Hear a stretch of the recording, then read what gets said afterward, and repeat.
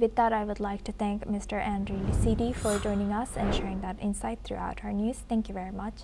Now, moving on, U.S. Ambassador to Turkey Tom Barrack has said that Washington and Ankara held fruitful talks on Turkey's possible return to the F-35 fighter jet program, amid restrictions due to its acquisition of Russia's S-400 air defense system earlier.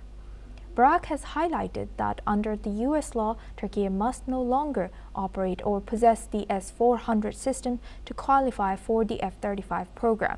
He has emphasized that strong ties between U.S. President Donald Trump and Turkish President Recep Tayyip Erdogan have created a new atmosphere of cooperation, facilitating the most productive discussions on the issue in nearly a decade. The ambassador has expressed optimism that the ongoing talks could deliver a breakthrough in the coming months.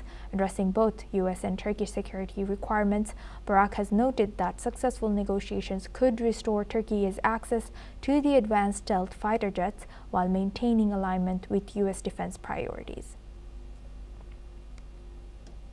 Now, for this discussion, we welcome Glenn Grant. He's a former advisor to Defense Minister of Ukraine, joins us live from Kyiv. Thank you very much, Glenn, for joining us again. Good to see you. Glenn, can you tell us a little bit about what is the difference and how significant is or important is it for Turkey, this F-35 and S-400? Yeah, I think it's not just, this is not just a Turkey problem, this is a US problem.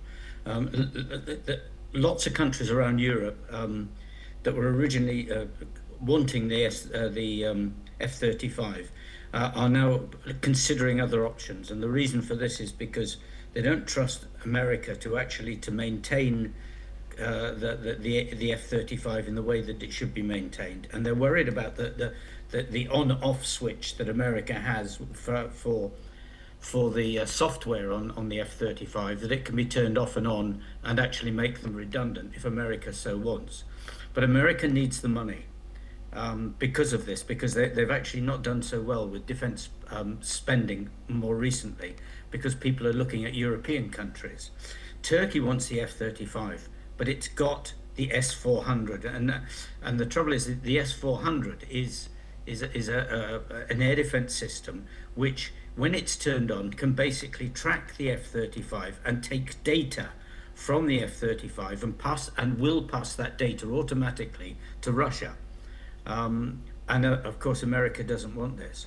But the S-400 as a weapon system has not performed very well. So Turkey might now be thinking, have we actually bought, as we say, a pig in a poke by taking the S-400? They took it, I think, to keep Russia happy, to keep a balance. They must now be reconsidering this balance in the light of the failure of S-400 on the Ukrainian-Russian battlefield. So what happens now? You said, since you mentioned building on your answer, you said Turkey probably did this to keep Russia happy and to balance situations, and now it's again weighing towards U.S. So what do you think? How will Russia be eyeing this situation? Well, Russia needs to sell arms to get money because it's really short of money at the moment, and it will do everything it can to get money by selling arms.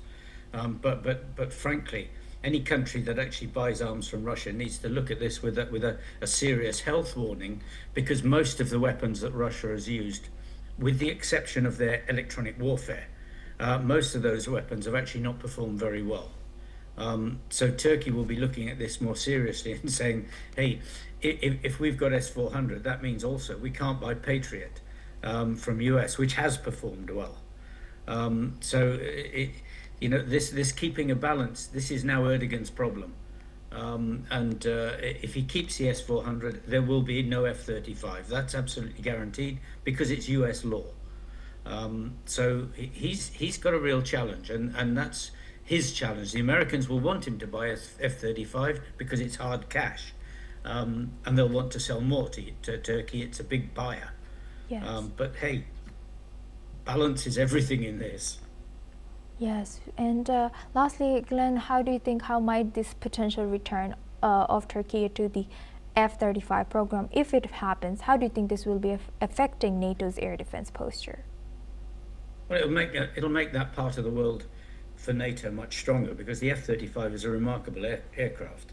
It's all. I mean, I have to say, it's also extremely expensive to run. But it is a remarkable aircraft, and if Turkey buys them, Lift whatever 7 or numbers, 8, it will give that part of the country a much stronger, part of NATO a much stronger air defense overall. Right. With that, I would like to thank Mr. Glenn Grant for joining us today and sharing that insight throughout our news. Thank you very much.